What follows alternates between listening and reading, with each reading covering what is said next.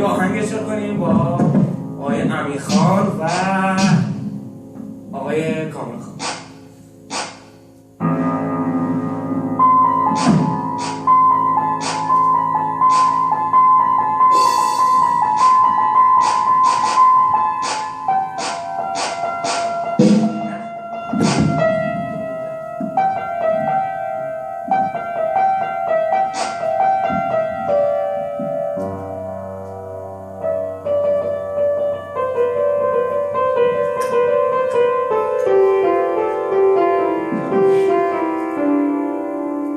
اینجا تهرونه یعنی شهری که برو بسید به خود میگه من